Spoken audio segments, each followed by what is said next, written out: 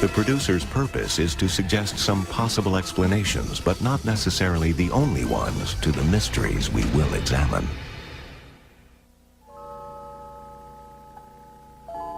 $1.5 million worth of diamonds at Cutter's wholesale level.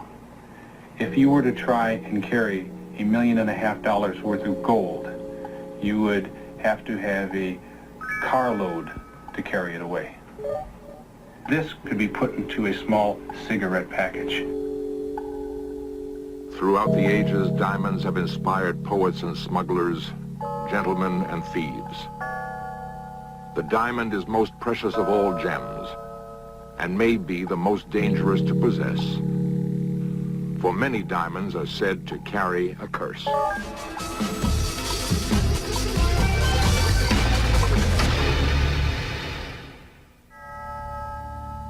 There is on earth a stone more brilliant than the sun,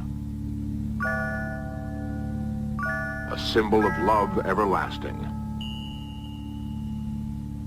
An icy crystal holding the seeds of betrayal.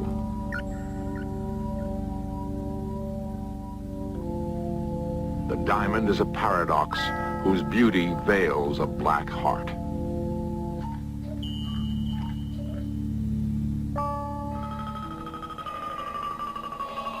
From the days of ancient sorcerers and mystics, when magic was a blend of trickery and alchemy, diamonds were considered the source of mysterious powers.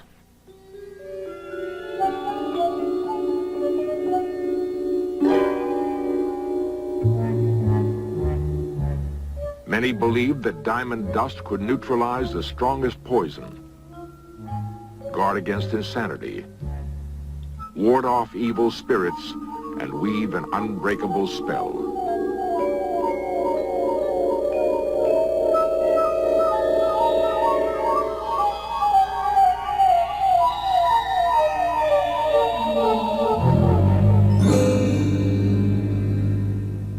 Diamonds were used from everything to cure colds to sterility. Gem expert Robert The Conrad. fact is that in 1532, Pope Clement VII died from an overdose of diamonds.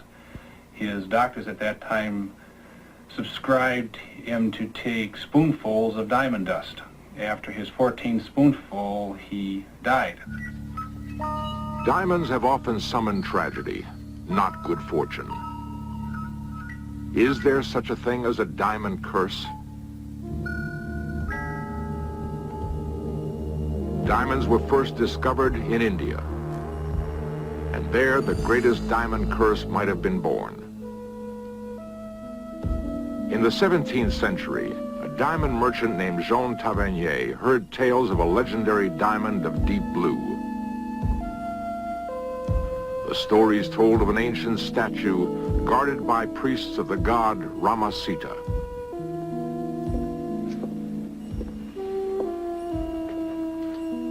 It was said that whoever desecrated the sacred blue diamond would set an ancient curse in motion.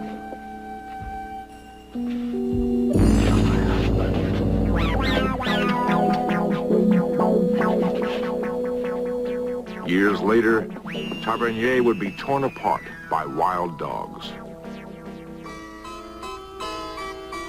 The world's greatest blue diamond would come to be associated with kings. The French court at Versailles would be next to fall under its influence.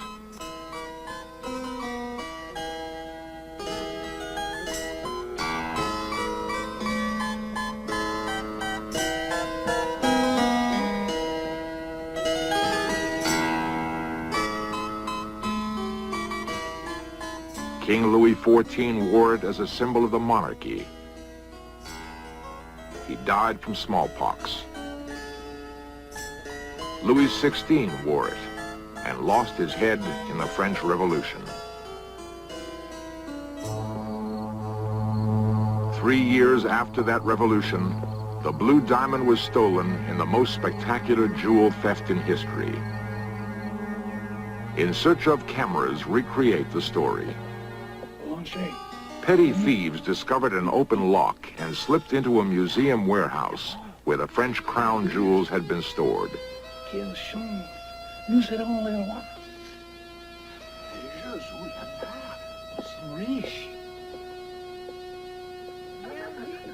They told friends about the gems they had found. Night after night, they were able to return unnoticed. Paris was still in social turmoil following the revolution. The loot consisted of every personal possession of Louis XVI and his queen. Everything. Statues, pictures, furs, as well as jewelry.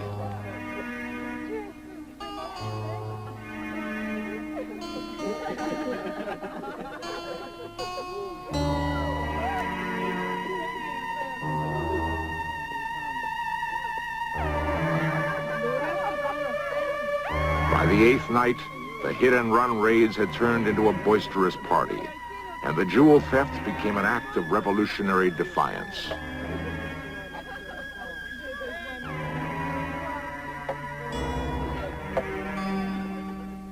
Outside, the people of France were cold and hungry, while inside the warehouse, the robbers celebrated with a beggar's banquet.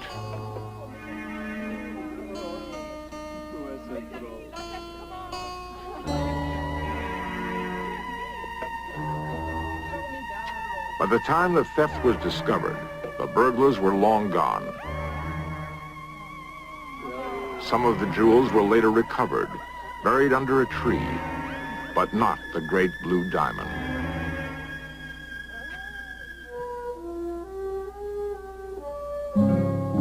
Spain was believed to be the next stop on the diamond's journey. 7 years after the robbery, the artist Goya painted a portrait of the Spanish Queen Maria Luisa, wearing what may have been the French blue diamond. Soon afterwards, she was forced to abdicate and flee the country. In 1830, a 45-carat diamond of the same deep blue appeared in London. Henry Philip Hope purchased it for $90,000.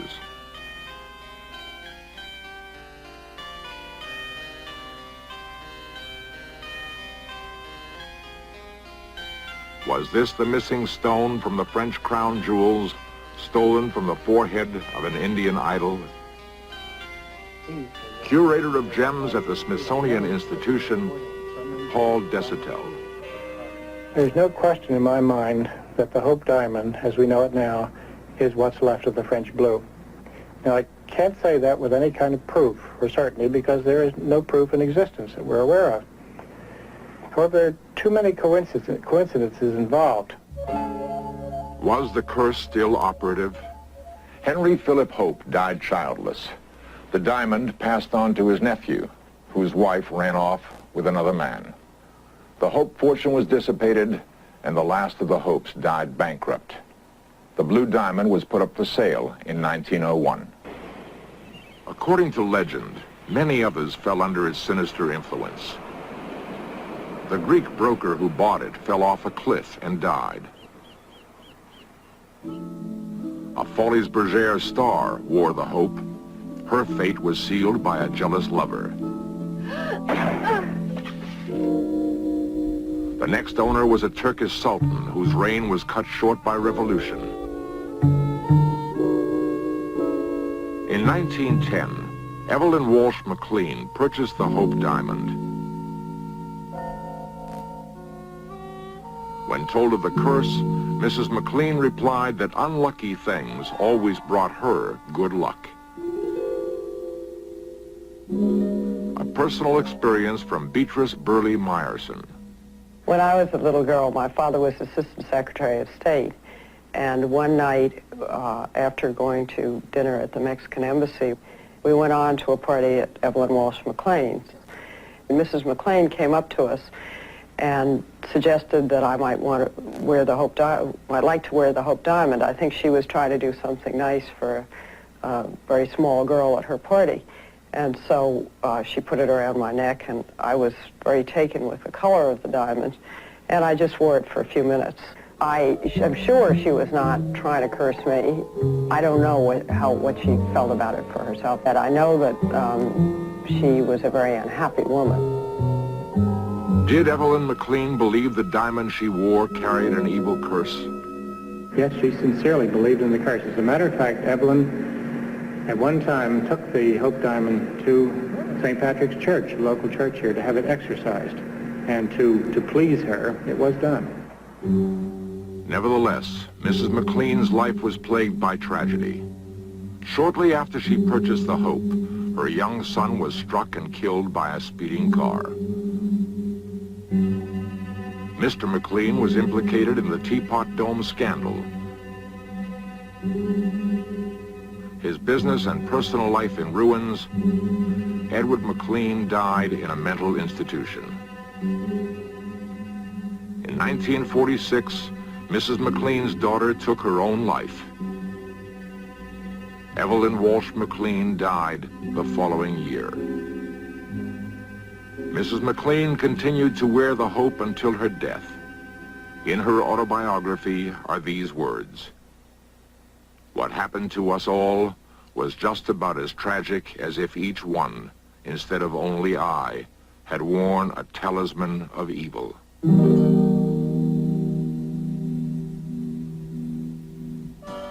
An ancient curse from an angry god? For 3 centuries, the infamous blue diamond has left behind it a trail of tragedy. The Hope is not the only diamond associated with a curse. A fabulous necklace of diamonds cast a shadow of scandal and doubt on a royal house, and may have helped trigger a revolution. The ancients believed that stars could fall from the skies and shine on Earth as diamonds. It is ironic that the rarest gem is forged from the most common element on Earth, carbon. Over millions of years, intense heat and pressure transformed the carbon into a crystal, unique in all of nature. Paul Desautels. One thing that makes a diamond different from anything that exists on the Earth is that it's hard. It is the hardest thing known. That transcends everything else that can be said of that diamond. And it's because of that that everything else has come about. The name diamond, by the way, means indestructible. And people thought they were, and they had special mystical significance. Diamonds were prized by the Mughal emperors and by very early potentates. They were not valued so much for themselves as for what they could do or what they represented. In ancient India, one diamond symbolized power. It was the Kohinoor, cursed with a 600-year history of bloodshed. Legend held that whoever owned this diamond would rule the world. In 1739, a powerful Persian Shah conquered India and eagerly looked forward to possessing the Kohinoor. The defeated emperor kept his social position, for royalty was always royalty, regardless of a war's outcome. The conquering Persian Shah would uphold this royal code. Having been guaranteed personal safety, the emperor had hidden the diamond in his turban, believing its mysterious power would help him regain his throne. Meanwhile, the Shah had ransacked the city, searching for the Kohinoor. Unsuccessful, he convinced servants in the emperor's court to spy.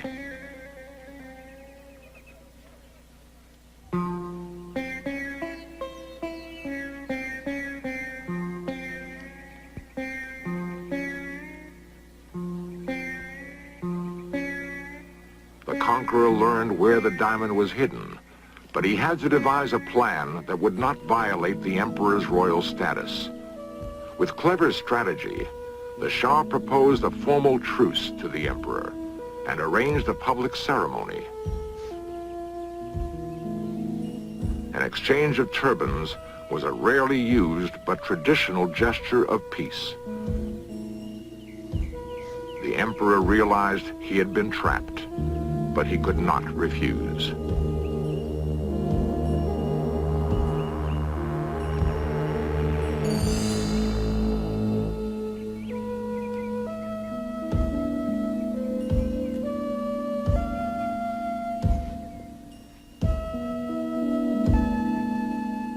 When the British annexed India, the Kohinoor would change hands for the last time, for it was to be set in the English crown jewels.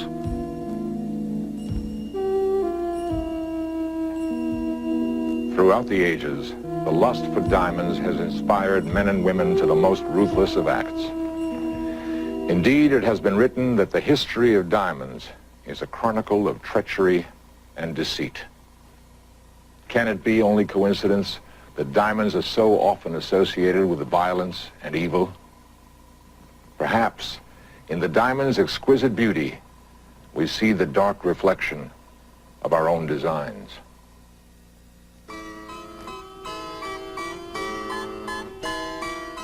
Rarely have diamonds so greatly influenced the course of history as in the story of the Queen's necklace. Two jewelers to the French court of King Louis XVI designed a magnificent necklace of diamonds gathered from all around the world. Only a queen would wear such jewels, and only a king could afford them.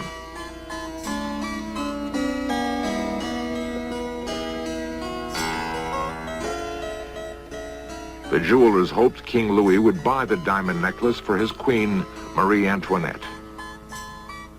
Their timing was poor. France was in turmoil. Louis and Marie could not risk such extravagance.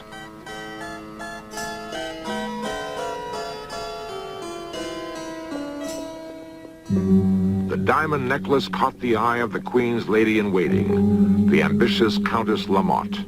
What happened next set off a scandal that rocked France to its very foundation.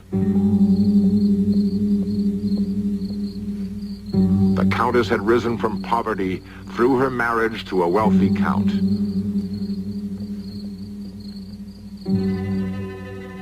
Together, they hatched a plot to swindle the jewelers and take the necklace. The Countess would pretend that the Queen had instructed her to arrange a secret purchase of the necklace.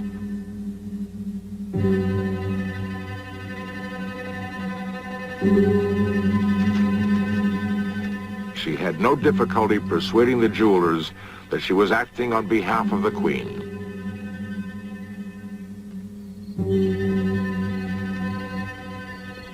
A meeting was arranged for the stroke of midnight.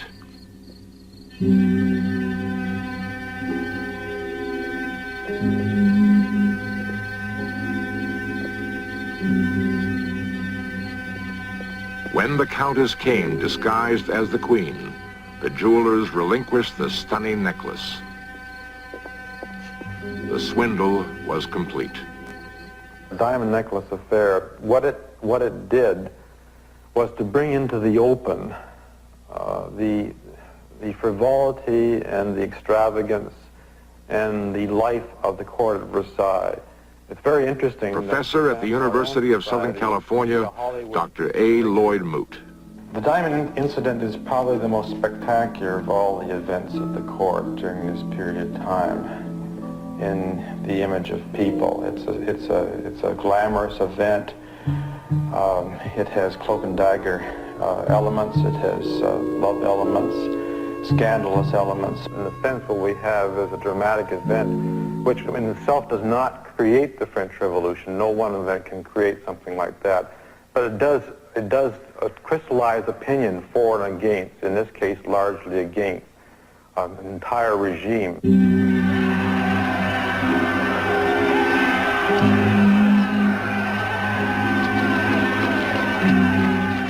Years later, Napoleon would write that the diamond necklace was the trigger that set off the French Revolution.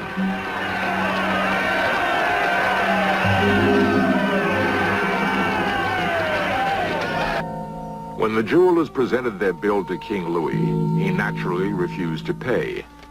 It might all have ended there if he hadn't made a fateful error. He insisted the courts publicly try the villains. By calling attention to the necklace, Louis helped cause his own downfall. And what happened to the necklace itself? It disappeared from the French court forever. The diamonds were broken down, and sold separately. Today, they are once again scattered throughout the world. We wonder what curse, if any, they have cast upon their new owners.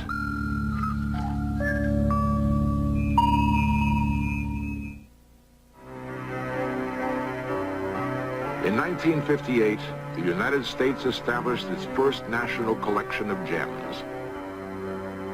It is housed at the Smithsonian Institution in Washington, D.C. Today, the undisputed star of that collection is the Hope Diamond. Curator Paul Desautels adds an unexpected chapter to the Hope's recent history. It has brought only good luck to the National Collection. It's a remarkable thing, and people come from all over the country to see it. As a matter of fact, when I say people, I mean lots of people, millions of people, and I can't blame them. It is a fantastic stone. Perhaps the ancient gods have been appeased and have at last withdrawn the diamond curse.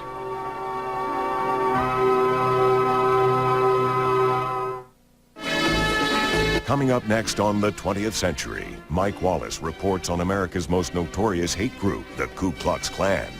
Then Weapons at War tracks the evolution of the battleship from World War I's floating fortresses to the juggernauts of the Persian Gulf. And log on at veterans.com, a new website brought to you by the History Channel. Veterans.com, a place where veterans, their families, and others can connect, share stories, and pass on the legacies of all American veterans.